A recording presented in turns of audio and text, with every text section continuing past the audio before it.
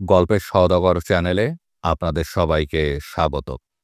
আজকে আমরা শুনব হুমায়ূন আহমেদের উপন্যাস কুহক পর্ব ১। ঘরের বাইরে বড় বড় করে লেখা রোগীদের বিশ্রাম কক্ষ, নিরাপত্তা কাম্য। ১০ ফুট বাই ১০ ফুট বর্গাকৃতি ঘর, বেতের এবং প্লাস্টিকের চেয়ারে ঠাসাঠাসি, কাঠের একটা টেবিলে পুরনো ছেঁড়া কিছু সিনেমার পত্রিকা। ১৩-১৪ জন রুগী বসে আছে, সবাই নিঃশব্দ। শুধু একজন গোঙানির মতো শব্দ করছে, বড় বড় নিঃশ্বাস নিচ্ছে। অ্যাসিস্ট্যান্ট জাতীয় লোক বিরক্ত গলায় বলল, চুপ করে থাকেন না ভাই, কুকু করছেন কেন? কুকু করলে কি ব্যথা কমবে? রুগী কাতর গলায় বলল, একটু তাড়াতাড়ি করেন। এর চেয়ে তাড়াতাড়ি হবে না। পছন্দ হলে থাকেন, পছন্দ না হলে চলে যান। অ্যাসিস্ট্যান্টের নাম মাসুদ, বয়স ৩০, মুখ ভর্তি বসন্তের দাগ। কটকটে হলুদ রঙের একটা শার্ট তার গায়ে। কিছুক্ষণ পর পর সে নাক ঝাড়ছে। তার মূল কাজ এক্স রে প্লেটে নাম্বার বসিয়ে রুগীদের এক্স রে রুমে পাঠিয়ে দেওয়া। সেই কাজের বাইরেও অনেক কাজ করেছে। নাম লেখার সময় সব রুগীকেই খানিকক্ষণ ধমকাচ্ছে। রুগীর সঙ্গে এক্স রে রুমে ঢুকছে, এক্স রে অপারেটরকে একটা ধমক দিচ্ছে। মজার ব্যাপার হচ্ছে কেউ কোনো প্রতিবাদ করছে না, কারণ সবাই জেনে গেছে এ লোকটার হাতেই ক্ষমতা। এই এক্স রে ইউনিট আসলে সেই চালাচ্ছে। ডাক্তার একজন আছেন, তিনি চেম্বার বন্ধ করে বসে আছেন। রুগীদের সঙ্গে তার যোগাযোগ নেই। এক্স রে প্লেট দেখে একটা রিপোর্ট লিখে দেয়। দায়িত্ব বলতে এটুকুই। আজ ডাক্তার সাহেব সেই দায়িত্বও পালন করছেন না। অল্পবয়স্ক কামিজ পরা একটা মেয়ে ঘণ্টা ২ হলো তার কাছে বসে আছে। ডাক্তার সাহেব দরজা বন্ধ করে দিয়েছেন। বন্ধ দরজা ভেদ করে দুবার খিলখিল হাসির শব্দ পাওয়া গেল। মাসুদ সে হাসির শব্দে মুখ কুঞ্চিত করে বলল, শালার দুনিয়া, প্রেম শুরু হয়ে গেছে। কথাগুলো সে নিচু গলায় বলল না, শব্দ করেই বলল। এটা বোঝা গেল সে কারুর পরোয়া করে না। তার প্রতি রুগীদের যে প্রাথমিক বিরক্তি ছিল তাও খানিকটা কাটল। যে তার মনিবের প্রতি সরাসরি এমন কথা বলে সে এন্টি স্ট্যাবলিশমেন্টের লোক। সবার প্রতি সহানুভূতি আছে তার। নিশিনাথ বাবু ৮ নম্বর স্লিপ হাতে বসে আছে। একসময় তার ডাক পড়ল, তিনি প্রেসক্রিপশন হাতে উঠে গেলে।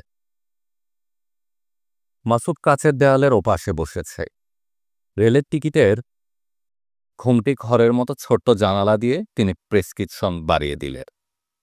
মাসুদ বলল, নাম বলেন। নিশিনাথ চক্রবর্তী। হিন্দু নাকি? নিশিনাথ হ্যাঁ সূচক মাথা নাড়লেন, যদিও বুঝতে পারলেন না এ প্রশ্ন করার পেছনে কি কারণ থাকতে পারে। অসুখের আবার হিন্দু মুসলমান কি? হয়েছে কি আপনার? মাথায় যন্ত্রণা। মাথায় যন্ত্রণা তো প্যারাসিটামল খেয়ে শুয়ে থাকে, এক্স রে কি জন্য? নিশিনাথবাবু ইতস্তত করে বললেন, ডাক্তার এক্স রে করতে বলল, সাইনাস আছে কিনা দেখতে চাক। মাসুদ মুখ বিকৃত করে বলল, কিছু একটা হলেই এক্স রে। আরে বাবা, এই যন্ত্র যখন ছিল না তখন কি রোগীর চিকিৎসা হতো না? এইসব হচ্ছে পয়সা কামাবার ফন্দি, বুঝলেন? নিশিনাথ কিছু বললেন না। এ রাগী ছেলেটার সঙ্গে কথা বলতে ইচ্ছে করছে না, হয়তো আবার ধমক দিবে।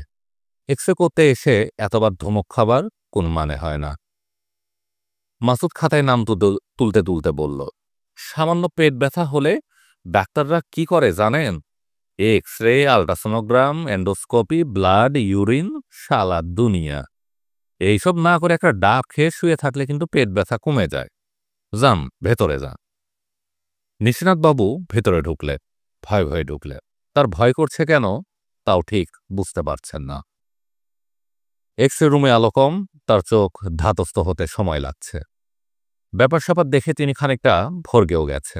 অতি আধুনিক যন্ত্র, শরীরের যে কোনো অংশের এক্স রে করা যায়, কম্পিউটারাইজড ব্যবস্থা। ছবি নেওয়ার সঙ্গে সঙ্গেই নেগেটিভ তৈরি হয়ে যায়। মাসুদ নিশানাথবাবুর সঙ্গে ঢুকেছে। নিশানাথবাবু বললেন, ব্যথা লাগবে নাকি? মাসুদ অত্যন্ত বিরক্ত হয়ে বলল, আগে কখনো এক্স রে করাননি? ছোটবেলায় একবার করিয়েছিলাম বুকের এক্স রে। ব্যথা পেয়েছিলেন? জি না। তখন ব্যথা পাননি তাহলে এখন ব্যথা পাবেন কেন? এক্স-রে কিছুই না। এক ধরনের রেডিয়েশন লাইট। মাথার ভিতর দিয়ে চলে যাবে, টেরও পাবেন না। হাঁ করে দাঁড়িয়ে আছেন কেন? কি করব? শুয়ে পড়ুন। কোথায় শুয়ে পড়ব? আরে কি যন্ত্রণা! এ বজলু, একে শুইয়ে দে। বজলু এক্স-রে মেশিনের অপারেটর। সে এসে নিশানাথ বাবুকে কোথায় যেন শুইয়ে দিল। তিনি ক্ষীণ গলায় বললেন, খুব ঠান্ডা লাগছে ভাই। মাসুদ বলল, এয়ার কন্ডিশন তাই ঠান্ডা লাগছে। আপনি খুব যন্ত্রণা করছেন। চুপচাপ থাকেন। জি আচ্ছা। বজলু এসে সিসার পাতে তৈরি একটা জিনিস নিশানাথ বাবুর ঘাড়ের ওপর রাখল। তিনি শুয়েছেন উপুর হয়ে। কিছু দেখতে পারছেন না, তবে বুঝতে পারছেন খড়খড় শব্দ করে ভারী একটা যন্ত্র চলে এসেছে। তিনি সেখান থেকেই বললেন, ভয় লাগছে। মাসুদ কড়া গড়ায় ধমক দিল, কচি খোকা নাকি আপনি যে ভয় লাগছে? নাড়াচাড়া করবেন না, চুপচাপ শুয়ে থাকুন। নিঃশ্বাস কি বন্ধ রাখবো? যা ইচ্ছা করুন। মাসুদ বজলুর দিকে তাকিয়ে বলল, ঝামেলা শেষ করত, একজনকে নিয়ে বসে থাকলে হবে না। বজলু বোতাম টিপল। ছোট্ট একটা অঘটন ঘটল তখন। প্যানেলে একটি লাল বাতি জ্বলে উঠল, যার অর্থ কোথাও কোনো ম্যালফাংশন হয়েছে। বজলুর কোনো ভাবান্তর হলো না, কারণ এই অতি আধুনিক যন্ত্রটি সে যে কোনো ম্যালফাংশনে আপনা আপনি বন্ধ হয়ে যায়। নির্ধারিত রেডিয়েশনের এক পিকো রেম বেশি ডোজও যাবার কোনো উপায় নেই। মাসুদ বলল, কি হয়েছে? বজলু বলল, ম্যালফাংশন, আর একটা প্লেট দিতে হবে। মাসুদ বলল, শালার যন্ত্রণা। ঠিক তখনই বজলু অস্ফুট শব্দ করল, কারণ বড় ধরনের কিছু ঝামেলা হয়েছে। মেশিন বন্ধ হয়নি, স্ট্যান্ড বাই বাটনের লাল আলো জ্বলেনি। ডিজিটাল মিটারের সংখ্যা দ্রুত পাল্টাচ্ছে, রেডিয়েশন এখনো যাচ্ছে। বজলুর গলা শুকিয়ে গেল, কপালে বিন্দু বিন্দু ঘাম জমল। কত রেডিয়েশন গেল? 250 রেম? কি সর্বনাশ! বুড়ো মানুষটা বেঁচে আসছ? এরকম হবে কেন? কেন এরকম হবে? এখন কি করা? Bazlu stop button টিপল। যন্ত্রটির সমস্ত কার্যকলাপ এতে বন্ধ হবে। স্টপ বাটন পাওয়ার সাপ্লাই বন্ধ করে দিবে। পাওয়ার থাকবে শুধু মেকানিক্যাল অংশে, রেডিয়েশন ইউনিটে থাকবে না। আশ্চর্য! স্টপ বাটন টেপার পরও রেডিয়েশন বন্ধ হলো না। বজলুর হাত কাঁপতে লাগলো। সে মনে মনে বলল, ইয়া রহমান ও ইয়া রাহিম। মাসুদ বলল, কি হলো? বজলু বলল, রুগীকে তাড়াতাড়ি সরান, রেডিয়েশন যাচ্ছে। কি বলছো ছাগলের মতো? আল্লাহর কসম। বজলু স্ট্যান্ড বাই বাটন টিপে আবার স্টপ বাটনে চলে গেল। লাভ হলো না। রেডিয়েশন কন্ট্রোল নবে হাত দিল, কিছু একটা করা দরকার। মাথা এলোমেলো হয়ে যাচ্ছে। রুগীকে সরানোও যাচ্ছে না। রুগীকে সরাতে হলে রেডিয়েশন সোর্স সরাতে হবে, তাও সরান যাচ্ছে না। মাসুদ ছুটে গেল ডাক্তার সাহেবের ঘরে। কামেজ পরা মেয়েটি এখনো আছে। সে সম্ভবত মজার কোনো গল্প বলছিল। তার মুখ হাসি হাসি। ডাক্তার সাহেবও হাসছেন। দরজা নক না করে ঢোকা ঠিক হয়নি। মাসুদ গ্রাহ্য করল না। কাঁপা গলায় বলল, তাড়াতাড়ি আসেন স্যার। রেডিওলজিস্ট কাটা কাটা গলায় বললেন, কতবার বলেছি হুট করে ঘরে ঢুকবে না। আপনি আসেন তো স্যার। কেন? ঝামেলা হয়েছে, বিরাট ঝামেলা। ডাক্তার সাহেব এক্স রুমে ঢুকে দেখলেন সব ঠিকঠাক, মেশিন বন্ধ। রহমান কপালের ঘাম মুছছে। নিশানাথ বাবু এখনো শুয়ে আছেন। মাসুদ কানে কানে ডাক্তার সাহেবকে ঘটনাটা বলল। ডাক্তারের মুখ ফ্যাকাশে হয়ে গেল। তিনি বললেন, কত রেডিয়েশন পাস পড়েছে। বুঝলু জবাব দিল না। আবার মাথার ঘাম মুছল। তার সারা শরীর ঘামে ভিজে গেছে, প্রচণ্ড পিপাসা পেয়েছে। ডাক্তার সাহেব ডিজিটাল মিটারে সংখ্যা দেখলে, রেডিয়েশনের পরিমাণ দেখে হতভম্ব হয়ে গেলে। রুগী এরপরও বেঁচে আছে কি করে? নিশানাথ বাবু বললেন, শেষ হয়েছে? ডাক্তার সাহেব বললেন, জি জি শেষ। আপনি ভাই উঠে বসুন। মাসুদ, ওকে উঠিয়ে বসাও। মাসুদকে উঠিয়ে বসাতে হলো না। নিশানাথ বাবু নিজেই উঠে বসলেন। নিচু গলায় বললেন, কোনো ঝামেলা হয়েছে? মাসুদ শুকনো গলায় বলল, কোনো ঝামেলা হয়নি, একটু দেরি হলো আর কি, যন্ত্রপাতির কারবার। নিশানাথ বাবু বললেন, কোনো ব্যথা পাই নাই। ডাক্তার সাহেব বললেন, আসুন তো আমার সঙ্গে, আসুন, বাসায় চলে যাব, দেরি হয়ে যাচ্ছে। একটু বসে যান, চা খান এক কাপ। মাথাটা কেমন খালি খালি লাগছে। ও কিছু না, রেস্ট নিলেই ঠিক হয়ে যাবে। ডাক্তার সাহেব নিশানাথ বাবুকে তার ঘরে নিয়ে বসালেন। কামেজ পরা মেয়েটি এখনো আছে, তার নাম নাসিমা। আজ তার জন্মদিন। সে অনেকদিন ধরে ভাবছে আজকের দিনটি অন্যরকম ভাবে কাটাবে। যার সঙ্গে গল্প করতে ভালো লাগে শুধু তার সঙ্গে গল্প করবে। ফরহাদ নামের এই ডাক্তারের সঙ্গে গল্প করতে তার ভালো লাগে। শুধু যে ভালো লাগে না তাই নয়, অসম্ভব ভালো লাগে। যখন তিনি থাকেন না, নাসিমা মনে মনে তার সঙ্গে গল্প করে। নাসিমা জানে কাজটা ভালো হচ্ছে না, খুব খারাপ হচ্ছে। তার দুঃসম্পর্কের খালাতো ভাই ফরহাদ বিবাহিত, দুটি ছেলে মেয়ে আছে। ডক্টর ফরহাদ সাহেবের স্ত্রী, যাকে সে অ্যানি ভাবি বলে, তিনিও চমৎকার একজন মানুষ। নাসিমা জানে এই চমৎকার পরিবারে সে ধীরে ধীরে একটা সমস্যার সৃষ্টি করছে। আগে অ্যানি ভাবি তার সঙ্গে অনেক গল্প করত, এখন দেখা হলে শুকনো গলায় বলে, কি ভালো, বলেই মুখ ফিরিয়ে নেন, যেন তার সঙ্গে কথা বলা অপরাধ। সে একজন অস্পৃশ্য মেয়ে। ডাক্তার সাহেব বললেন, নাসিমা তুমি বাসায় চলে যাও। নাসিমা চোখে পানি এসে গেল। আজ তার জন্মদিন। স্কলারশিপের জমানো সব টাকা নিয়ে সে এসেছে। ফরহাদ ভাইকে নিয়ে সে চাইনিজ খাবে, একটা শাড়ি কিনবে। ফরহাদ ভাইকে বলবে শাড়ির রং পছন্দ করে দিতে। তারপর সেই রঙের একটা শার্ট সে ফরহাদ ভাইয়ের সঙ্গে কিনবে। নাসিমা, আমার জরুরি কাজ আছে, তুমি এখন যাও। তোমাদের কলেজ কি আজ বন্ধ? নাসিমা জবাব দিল না, মুখ জানালার দিকে ফিরিয়ে নিল, কারণ তার চোখ বেয়ে গালে পানি এসে পড়েছে। ডাক্তার সাহেব তা দেখতে পেলেন না। নাসিমা প্রায় ছুটে ঘর থেকে বেরিয়ে গেল। তো প্রচণ্ড ইচ্ছা করছে কোনো একটা চলন্ত ট্রাকের সামনে ঝাঁপিয়ে পড়তে, কিংবা কোনো একটা 10তলা দালানের ছাদে উঠে সেখান থেকে ঝাঁপ দিতে। নিশানাথবাবু চোখ বন্ধ করে বসে আছেন, মাঝে মাঝে জিভ বের করে ঠোঁট বেজাচ্ছেন। কিছুক্ষণ পরপর বড় বড় করে নিঃশ্বাস নিচ্ছেন। তাকে দেখে মনে হচ্ছে এই মুহূর্তে তার বড় ধরনের কোনো কষ্ট হচ্ছে। ডাক্তার সাহেব বললেন, আপনার নামটা জানা হলো না। নিশানাথবাবু চমকে চোখ মেলে তাকাচ্ছেন। মনে হচ্ছে তিনি ডাক্তার সাহেবের প্রশ্ন ঠিক বুঝতে পারছেন না। আমাকে বলছেন? জি। কি বলছেন? আপনার নাম জানতে চাচ্ছিলাম। নিশানাত, আমার নাম নিশানা। শরীর কেমন লাগছে? ভালো। কিছু খাবেন? না, বাসায় যাব। বাসা কোথায়? মালিবাগে। বয়স কত আপনার? ঠিক জানি না, ৫-৫০-৬০ হবে। ও আচ্ছা। শরীরটা এখন কেমন লাগছে? ভালো। নিশানাথবাবু খানিকটা বিস্ময় বোধ করলেন। এ লোক সারাক্ষণ তাকে শরীর কেমন জিজ্ঞেস করছে কেন? তাহলে তিনি কি মাথা ঘুরে পড়ে গিয়েছিলেন, কিংবা এক্স-রে নেওয়ার সময় অজ্ঞান হয়ে গিয়েছিলেন? ডাক্তার সাহেব বললেন, মালিবাগে কি আপনার নিজের বাড়ি? না, আমার এক ছাত্রের বাড়ি। আমি ওই বাড়িতে থাকি, আর আমার ছাত্রের ছেলে মেয়ে দুটোকে পড়াই। ও আচ্ছা। আপনার নিকট আত্মীয় স্বজন কে কে আছেন? তেমন কেউ নেই, যারা আছেন ইন্ডিয়ায় চলে গেছেন। আপনি যাননি কেন? ইচ্ছে করল না। আমি এখন উঠি? আরে না, আরেকটু বসুন, চা খা। নিশনাথবাবু বসলেন। তার খুব ক্লান্তি লাগছে, কেমন যেন ঘুম পাচ্ছে। চা চলে এলো।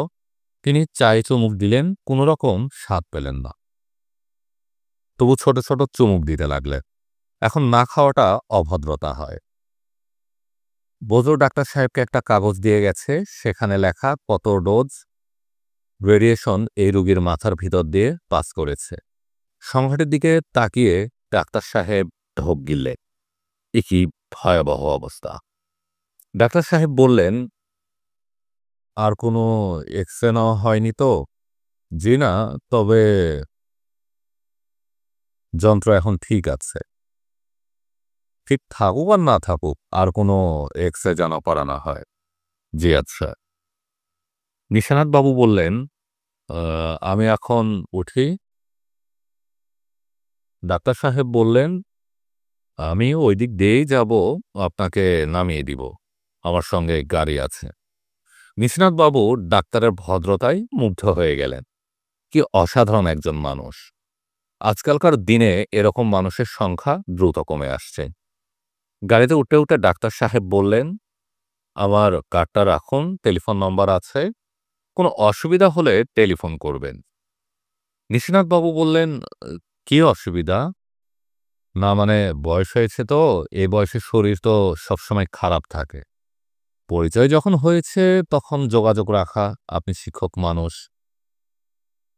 নিশিনাথ বাবুর হৃদয় আনন্দে পূর্ণ হলো। কি অসম্ভব ভদ্র এই ডাক্তার! একে ধন্যবাদের কিছু কথা বলা দরকার, বলতে পারলেন না। শরীরটা খুব ক্লান্ত লাগছে।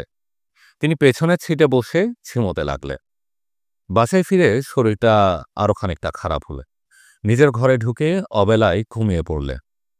ঘুমের মধ্যে একটা অদ্ভুত স্বপ্ন দেখলেন। স্বপ্নটা ঠিক স্পষ্ট নয়, আবার স্পষ্ট। ছোট্ট একটা ঘর, ঘরে একটা মেয়ে একা একা বসে আছে। মেয়েটাকে তিনি কখনো আগে দেখেননি, কিন্তু তিনি মেয়েটার নাম জানেন। মেয়েটার নাম নাসিমা, সে কলেজে পড়ে। আজ তার জন্মদিন। এরকম খুশির দিনেও তার খুব মন খারাপ, সে খুব কাঁদছে। দীর্ঘ স্বপ্ন তবে এই স্বপ্নে কোনো কথাবার্তা নেই। এই স্বপ্নের জিনিসগুলো স্থির, কোনো নাড়াচাড়া নেই। যেন কয়েকটা সাদা কালো ফটোগ্রাফ। আবার ঠিক সাদা কালোও নয়, এক ধরনের রং আছে। সেই রং পরিচিত নয়, ব্যাখ্যা করা সম্ভব নয়। বাড়ির নাম পদ্মপত্র। বিশাল কম্পাউন্ডের ভেতর বাগান বাড়ির মতো বাড়ি। ঢাকা শহরের মাঝখানে জমিদারি সময়কার এক বাড়ি। বাড়ির আদি মালিক ঢাকা বিশ্ববিদ্যালয়ের এক সময়কার রিডার ডক্টর প্রশান্ত মল্লিক। তার খুব গাছপালার শখ ছিল। যেখানে যত বিচিত্র গাছপালা পেয়েছেন তার সবই এনে লাগিয়েছেন। দিন মানে গাছের কারণে অন্ধকার হয়ে থাকত। লোকজন তখন এই বাড়ির নাম দিল জংলা বাড়ি। ডক্টর মালিকের বৃক্ষ প্রতি প্রীতি বয়সের সাথে সাথে বাড়তে লাগল। তার খানিকটা মস্তিষ্ক বিকৃতির লক্ষণও দেখা গেল। ঘুম হতো না। নিজের তৈরি বাগানে সারা রাত হাঁটতেন এবং গাছের সঙ্গে ল্যাটিন ভাষায় কথা বলতেন। ডক্টর মল্লিক ল্যাটিন ভাষায়ও সুপণ্ডিত ছিলেন। তার মৃত্যুর কিছুদিন পর তার সর্বকনিষ্ঠ কন্যাটিরও মাথা খারাপ হয়ে যায়। বাড়ির নাম তখন হয়ে যায় পাগলা বাড়ি। ডক্টর মল্লিকের স্ত্রী দেশ বিভাগের ৩ বছরের মাথায় বাড়ি বিক্রি করে তার অপ্রকৃতস্থ কন্যাকে নিয়ে চলে যান জলপাইগুড়ি। এই বাড়ি তারপর ৪ বার হাত বদল হয়ে বর্তমানে আছে মহসিন সাহেবের হাতে। আগের বাড়ির কিছুই নেই, গাছপালার অধিকাংশই কেটে ফেলা হয়েছে। বাড়ির পেছনে জলজ গাছ লাগানোর জন্য একটা ঝিলের মতো ছিল। সেই ঝিল ভরাট করে ৪ কামরার এল প্যাটার্নের ঘর করা হয়েছে। ঘরগুলোতে মহসিন সাহেবের ড্রাইভার, মালি এবং দারোয়ান থাকে। বছর ২ হলো আছেন নিশানাথ বাবু। নিশানাথ বাবু একসময় মহসিন সাহেবেরও প্রাইভেট টিউটর ছিলেন। অঙ্ক করাতেন, খুব যত্ন করেই করাতেন। পড়ানোর ফাঁকে ফাঁকে মজার মজার গল্প করতেন।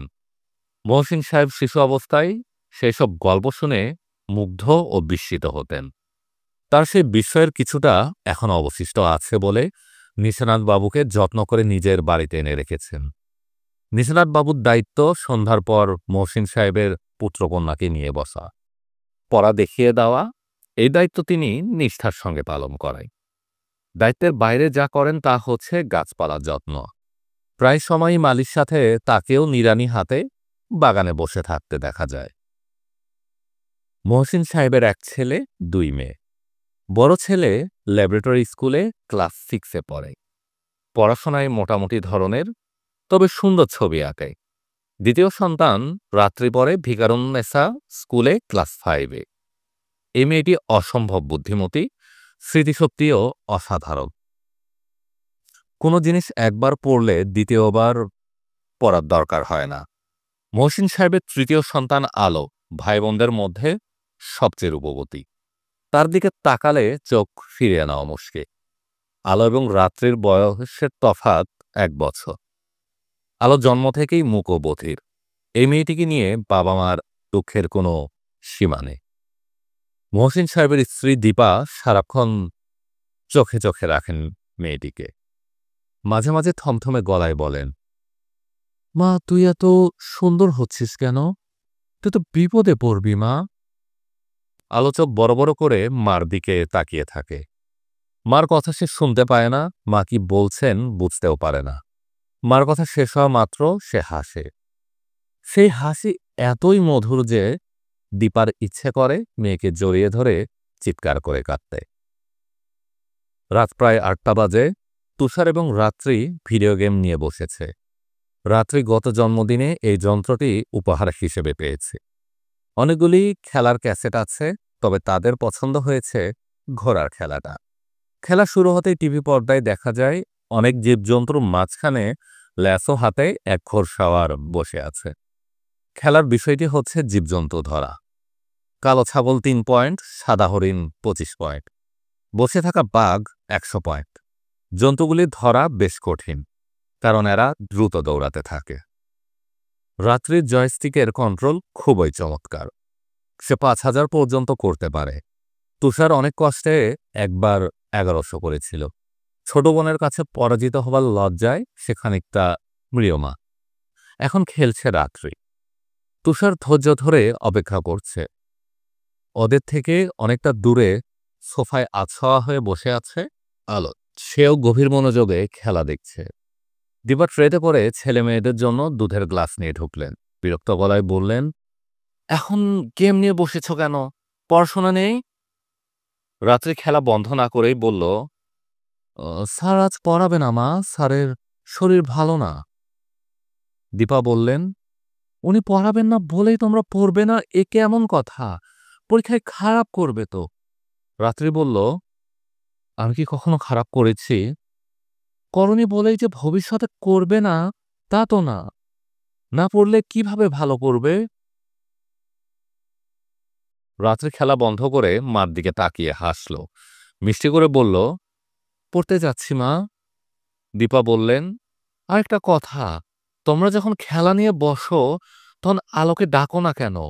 সে একা একা দূরে বসে থাকে, ওর নিশ্চয়ই খেলতে ইচ্ছে করে। তুষার বলল, ও খেলতে পারে না মা। না পারলে ওকে শিখিয়ে দিবে। তোমরা আছো কেন? ওর বুঝি খেলতে ইচ্ছে করে না? বেচারি একা একা দূরে বসে আছে। রাত্রি বলল, আমি ওকে ডেকেছি মা, ও তো আসতে চায় না, ও আমাদের পছন্দ করে না। কে বলল পছন্দ করে না? কাছে গেলে খামচি দেয়, এ দেখো খামচির দাগ। দীপা দীর্ঘনিশ্বাস গোপন করে বললেন, ঠিক আছে, যাও হাত মুখ ধুয়ে পড়তে বসো। দুধ টেবিলে রইল, পড়তে বসার আগে দুধ খেয়ে নিবে। 9টা বাজতেই খেতে আসবে। আর শোনো, তোমাদের স্যারের যে অসুখ, তোমরা কি তাকে দেখতে গিয়েছিলে? রাত্রে বলল, হ্যাঁ গিয়েছিলাম। না গেলে জানবো কি করে যে তার অসুখ? ঘর অন্ধকার করে শুয়ে আছেন, মাথায় খুব যন্ত্রণা। তুষার বলল, দারোয়ান ভাই বলেছেন স্যারের মাথায় কুকুরের বাচ্চা হয়েছে। একবার তো তাকে কুকুর কামড়ে দিয়েছে, তাই। মেয়েদের যদি কুকুর কামড় দেয় তাহলে তাদের পেটে বাচ্চা হয়, আর ছেলেদের যদি কামড়ায় তাহলে তাদের মগজে বাচ্চা হয়। খুব ছোট ছোট বাচ্চা, ইঁদুরের চেয়েও ছোট। দীপা খুব রাগ করলেন। নতুন দারোয়ানটা রোজই কিছু না কিছু উদ্ভট কথাবার্তা বলবে। তাকে মানা করে দেওয়া হয়েছে, তারপরও এই কাণ্ড। তাছাড়া তার ঘরের পাশে ঘরে একজন অসুস্থ মানুষ পড়ে আছে, এই খবরটা তাকে জানাবে না? ডাক্তার ডাকতে হতে পারে, বুড়ো মানুষ, হয়তো বা হাসপাতালে নিতে হতে পারে। রাতে নিশ্চয় ভাত খাবেন না, পথ্যের ব্যবস্থা করতে হবে। ঘরে চালের আটার রুটি আছে কিনা কে জানে। থাকলে চালের আটার কয়েকটা রুটি করার কথা বলে দিতে হবে। দীপা নিশানাথ বাবুকে দেখতে যাবার জন্য রওনা হলেন। ইট বিছান রাস্তা অনেকখানি পার হতে হয়। দুপাশে উঁচু হয়ে ঘাস জমেছে। 1 সপ্তাহ হয়নি কাটা হয়েছে। এর মধ্যে ঘাস এত বড় হয়ে গেল। মালিক কোনো কিছুই লক্ষ্য করে না। বর্ষাকাল সাপখোপের সময়। এই সময়ে বাগান পরিষ্কার না রাখলে চলে? নিশানাথবাবুর ঘর অন্ধকার। দীপা ভেতরে ঢুকলেন, আলো জ্বাললে। নিশানাথ বললেন, কে? দীপা বললেন, চাচা, আমি দীপা। মহসিন নিশানাথবাবুকে স্যার ডাকেন। তার ছেলেমেয়েরাও ডাকে স্যার। শুধু দীপা ডাকেন চাচা। দীপাকে দেখে নিশানাথবাবু উঠে বসলেন এবং কোমল গলায় বললেন, কেমন আছো মা গো? আমি ভালোই আছি। আপনি কেমন আছেন? অসুখ নাকি বাঁধিয়ে বসেছেন? তেমন কিছু না, জ্বর জ্বর লাগছে, শুয়ে আছি। দীপা হাত বাড়িয়ে নিশানাথবাবুর কপাল স্পর্শ করলেন। এই অসম্ভব ক্ষমতাবান মানুষের কন্যা এবং ধনবান মানুষের স্ত্রীর আন্তরিকতায় নিশানাথবাবুর চোখে পানি আসার উপক্রম হলো। দীপা বললেন, আপনার গায়ে তো বেশ জ্বর। মাথায় কি যন্ত্রণা আছে? আছে। খুব বেশি? না, খুব বেশি না। সাইনাসের জন্য যে এক্স রে করানোর কথা ছিল, তা কি করিয়েছেন? হ্যাঁ, একটা ঝামেলা হয়েছে এক্স রেতে, আবার করাতে হবে। রাতে আপনি কি খাবেন? কিছু খাবো না গো মা, উপোস দিব। উপোস দিলে ঠিক হয়ে যাবে। চালের আটার রুটি করে দিব? আচ্ছা, দাও। দীপা চলে যেতে পা বাড়িয়েছেন, তখন নিশানাথবাবু বললেন, একটু বসো মা, এই 2 মিনিট। দীপা বিস্মিত হয়ে ফিরে এলেন। নিশানাথবাবুর সামনের চেয়ারটাই বসলেন। নিশানাথবাবু বললেন, বিশ্রী সব স্বপ্ন দেখছি বুঝলে মা, মনটা খারাপ হয়ে গেছে। কি স্বপ্ন? একই স্বপ্ন বারবার ঘুরে ফিরে দেখছি। একটা ঘরে কামিজ পরা অল্প বয়স্ক একটা মেয়ে বসে আছে। মেয়েটার নাম নাসিমা। নাসিমার মন খুব খারাপ, অথচ তার মন খুব ভালো থাকার কথা ছিল। সে একটা ট্রাকের সামনে লাফিয়ে পড়ল। অবশ্য নাসিমার কিছু হলো না। আপনি চুপচাপ শুয়ে থাকুন। শরীর দুর্বল, এজন্য স্বপ্ন টপ্ন দেখছেন। নিশানাথবাবু চুপ করে রইলেন। দীপা বললেন, আপনি কি আর কিছু বলবেন চাচা? না মা। আমি তাহলে যাই। দারোয়ানকে বলে যাচ্ছি, সে গেট বন্ধ করবার পর আপনার রুমের সামনে শুয়ে থাকবে। লাগবে না মা, শরীরটা এখন আগের চেয়ে ভালো লাগছে। নিশানাথবাবু বিছানায় শুয়ে পড়লেন। ক্লান্ত গলায় বললেন, বাতিটা নিভিয়ে দিও যাও মা, আলো লাগছে। দীপা বাতি নিভিয়ে ঘর থেকে বেরুলেন। তার খানিকটা চিন্তিত মনে হলো। নিশানাথবাবুর স্বপ্নের ব্যাপারটা তার ভালো লাগলো না। তিনি কোথায় যেন শুনেছেন, মানুষ পাগল হবার আগে একই স্বপ্ন বারবার দেখে। রাতে নিশানাথবাবুর প্রবল জ্বর এলো। জ্বরের প্রকোপে তিনি থরথর করে কাঁপতে লাগলেন। দারোয়ান তার রুমের বাইরেই ক্যাম্পখাট পেতে শুয়েছে। নিশানাথবাবু বেশ কয়েকবার ডাকলেন, এই কুদ্দুস, এই কুদ্দুস মিয়া। দারোয়ানের ঘুম ভাঙল না। দারোয়ানদের সাধারণত খুব গাঢ় ঘুম হয়। ভোর হবার ঠিক আগে তার জ্বর ছেড়ে গেল। শরীরটাও কেমন ছড়ছড়ে মনে হলো। সামান্য ক্লান্তির ভাব ছাড়া আর কোনো সমস্যা নেই। তিনি বাগানে হাঁটতে বের হলে। ভোরবেলার এই ভ্রমণ তার কাছে বড়ই আনন্দদায়ক মনে হলো। সূর্য ওঠার পর হাত মুখ ধুতে গিয়ে অবাক হয়ে লক্ষ্য করলেন, তার মাথায় একটিও চুল নেই। এক রাত্রিতে মাথার সব চুল উঠে গেছে। কেন এরকম হলো তিনি বুঝতে পারলেন না। কি অদ্ভুত দেখাচ্ছে তাকে। সামান্য চুল মানুষের চেহারা যে এতটা বদলে দিতে পারে, তা তিনি আগে কখনো ভাবেননি। নিজেকে দেখে তার নিজেরই খুব হাসি পেতে লাগলো। তিনি প্রথমে মৃদু স্বরে, তারপরে বেশ শব্দ করেই হেসে উঠলেন। তার হাসির শব্দে কৌতূহলী হয়ে কুদ্দুস উকি দিল। তার চোখে ভয় মেশানো দৃষ্টি। কুদ্দুস বলল, কি হয়েছে মাস্টার সাহেব?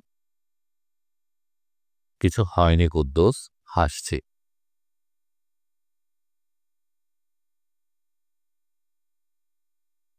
আপনারা শুনছিলেন হুমায়ূন আহমেদের লেখা উপন্যাস কুহক, পর্ব 1।